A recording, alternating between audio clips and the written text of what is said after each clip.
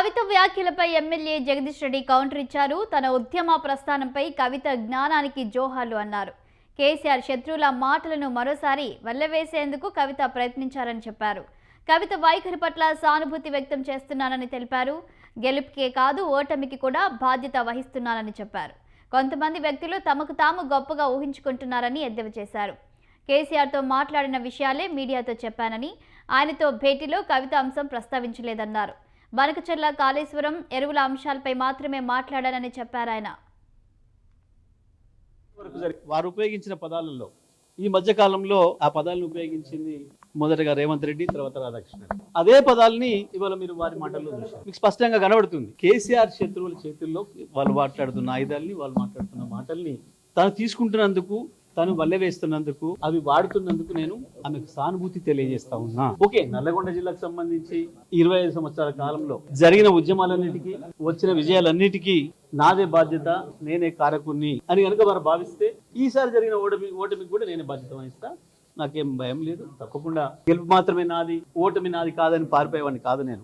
గెలుపుకు నేనే బాధ్యుని అయినప్పుడు ఓటమి కూడా నేనే బాధ్యుని, ఓటమికి నేనే బాధ్యుని అయినప్పుడు గెలుపు కూడా నేనే బాధ్యుని. 2001 నుంచి ఇప్పటి వరకు జరిగిన నల్గొండ జిల్లాలో జరిగిన ఉద్యమాలన్నిటికీ, గెలుపటంలన్నిటికీ నేను బాధ్యుని, అది నాకేం సందేహం లేదు. నేను ఒక్కరిని మాత్రమే కాదు, తప్పకుండా పార్టీ అనేది గొప్పది, పార్టీ అనేది పెద్దది. మన గెలుపటంలకు అన్నిటికీ పార్టీ ఉంటది తప్ప మనం వ్యక్తులుగా ఏదో చేస్తామని ఎవరు అనుకుంటే అది వాళ్ళ భ్రమ. కొంతమంది తమకు తాము ఎక్కువ ఊహించుకొని ఏదేదో అయిపోతారు. కానీ నేను అట్లా అయిపోయింది కాదు. నేను పార్టీ సైనికుల్ని, పార్టీలో క్రమశిక్షణ గల సైనికుల్ని 25 ఏళ్ళుగా. ఆ విషయం కేసీఆర్ గారే ఎన్నో సందర్భాల్లో చెప్పాను. నేను కేసీఆర్ గారిని ఈ మధ్య కాలంలో దాదాపు ఒక 50 సార్లు కలిసిన, 15-20 రోజులు పూర్తి కాలం గడిపిన. ఏ ఒక్క క్షణం కూడా మా మధ్యన ఈ చర్చ రాలే, ఈ ప్రస్తావన రాలే. నేను అదే విషయాన్ని మీడియా మిత్రులు అడిగినప్పుడు చెప్పిన. ఒక సెకండ్ కూడా మా మధ్యన ఈ చర్చలు రాలేదు. అందుకే మీరు ఆమె గురించి ఏమడిగినా అది వృధా తప్ప ఇంకోటి కాదు.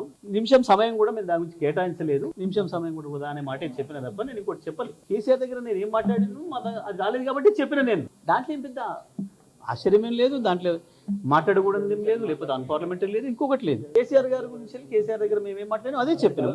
బనకచెర్ల గురించి మాట్లాడినాం, కాళేశ్వరం నీళ్ల గురించి మాట్లాడినాం, ఎరువుల గురించి మాట్లాడినాం, దెబ్బతింటున్న వ్యవసాయ రంగం గురించి మాట్లాడినాం, ఎట్లా కాపాడుకోవాలి నీళ్లను, గోదావరిని, బనకచెర్ల విషయంలో ఎట్లా ముందుకు పోవాలి, ఏ రకంగా దాన్ని ఆపాలి, ప్రజా ఉద్యమాల పట్ల ఎట్లా నిర్మాణం చేయాలి, కోర్టుల ద్వారా ఎట్లా ఆపాలి, ఈ తపన తప్ప, మాకు ఈ ప్రయత్నం తప్ప కేసీఆర్ గారి దగ్గర ఇంకా ఏ చర్చ రాలేదు. కాబట్టి నేను ఎక్కడన్నా ఒక 2 సందర్భాల్లో మిత్రులు అడిగినప్పుడు అదే మాట చెప్పిన. నేను ఒక్కసారి మాట్లాడినా, 100 సార్లు మాట్లాడినా, మీరు 1000 సార్లు ప్రశ్న వేసినా నా సమాధానం ఒకటే.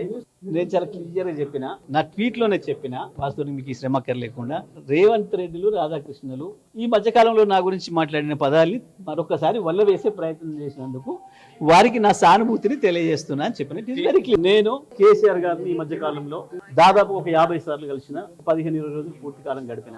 ఏ ఒక్క క్షణం కూడా మా మధ్యన ఈ చర్చ రాలే, ఈ ప్రస్తావన రాలే. నేను అదే విషయాన్ని మీడియా మిత్రులు అడిగినప్పుడు చెప్పిన. ఒక సెకండ్ కూడా మా మధ్యన ఈ చర్చలు రాలేదు. అందుకే మీరు ఆమె గురించి ఏమడిగినా అది వృధా తప్ప ఇంకోటి కాదు.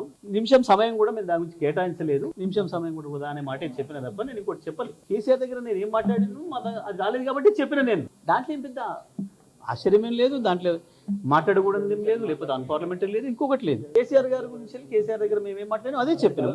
బనకచెర్ల గురించి మాట్లాడినాం, కాళేశ్వరం నీళ్ల గురించి మాట్లాడినాం, ఎరువుల గురించి మాట్లాడినాం, దెబ్బతింటున్న వ్యవసాయ రంగం గురించి మాట్లాడినాం, ఎట్లా కాపాడుకోవాలి నీళ్లను, గోదావరిని, బనకచెర్ల విషయంలో ఎట్లా ముందుకు పోవాలి, ఏ రకంగా దాన్ని ఆపాలి, ప్రజా ఉద్యమాల పట్ల ఎట్లా నిర్మాణం చేయాలి, కోర్టుల ద్వారా ఎట్లా ఆపాలి, ఈ తపన తప్ప, మాకు ఈ ప్రయత్నం తప్ప కేసీఆర్ గారి దగ్గర ఇంకా ఏ చర్చ రాలేదు. కాబట్టి నేను ఎక్కడన్నా ఒక 2 సందర్భాల్లో మిత్రులు అడిగినప్పుడు అదే మాట చెప్పిన. నేను ఒక్కసారి మాట్లాడినా, 100 సార్లు మాట్లాడినా, మీరు 1000 సార్లు ప్రశ్న వేసినా నా సమాధానం ఒకటే. నేను చాలా క్లియర్ గా చెప్పిన, నా ట్వీట్ లోనే చెప్పిన. వాస్తవానికి మీకు ఈ శ్రమకర లేకుండా రేవంత్ రెడ్డిలు, రాధాకృష్ణలు ఈ మధ్యకాలంలో నా గురించి మాట్లాడిన పదాల్ని మరొకసారి వల్ల వేసే ప్రయత్నం చేసినందుకు